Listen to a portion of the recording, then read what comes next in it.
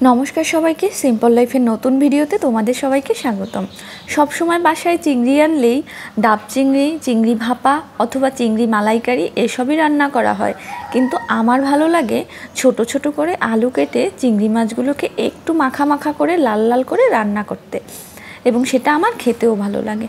আর তাই দেখো আজকে আমি সেরকম করেই চিংড়ি মাছগুলোকে রান্না করব ভেবে নিয়েছি। আর তাই চিংড়ি মাছগুলো পরিষ্কার করে নিয়েছি, আলুগুলো ছোট ছোট টুকরো করে কেটে নিয়েছি, আর পেঁয়াজ কাঁচা লঙ্কা কেটে নিয়েছি।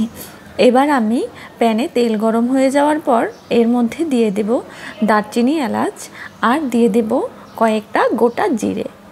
তারপর জিরেটা ভাজা হয়ে গেলে যখন সুন্দর স্মেল বের হবে তখন আমি এর মধ্যে পেঁয়াজ কাঁচা লঙ্কাগুলোকে দিয়ে দিলাম।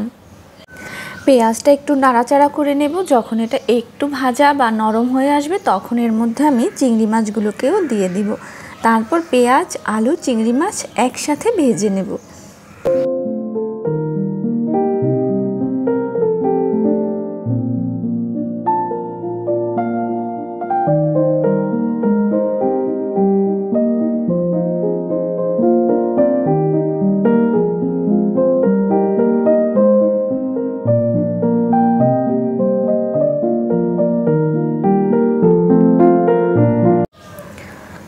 তো এখন চিংড়ি মাছ, পেঁয়াজ, আলু সবগুলো একটু ভাজা হওয়ার পরে এর মধ্যে আমি মশলা বলতে একটু হলুদ গুঁড়ো, একটু ধনে জিরের গুঁড়ো আর একটু কাশ্মীরি লাল লঙ্কার গুঁড়ো দিয়ে দিলাম ঝোলের রঙটা লাল হওয়ার জন্য। তারপরে আমি পরিমাণ মতো লবণ দিয়ে একটুখানি জল দিয়ে ভালোভাবে মাছগুলোকে কষিয়ে নিব।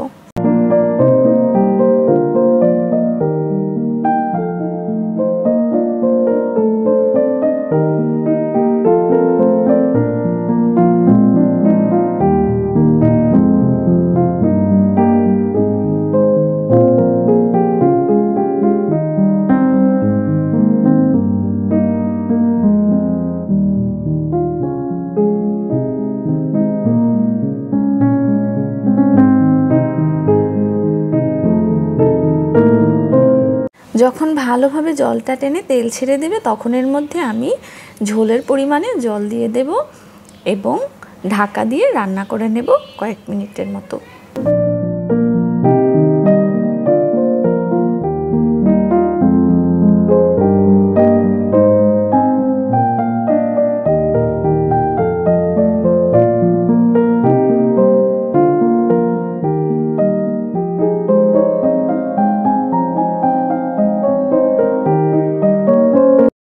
কয়েক মিনিট পরে একটুখানি গরম মশলা দিয়ে আমি চিংড়ি মাছগুলোকে নেড়ে চেড়ে নামিয়ে নেব।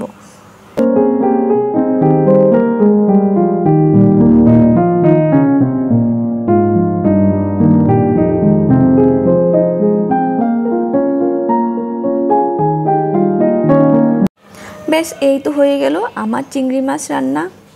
এভাবে আমার চিংড়ি মাছ খেতে কিন্তু বেশ লাগে। তোমাদের কেমন লাগে অবশ্যই জানাবে, আর লাইক, কমেন্ট, সাবস্ক্রাইব করে আমার চ্যানেলের পাশে থাকবে।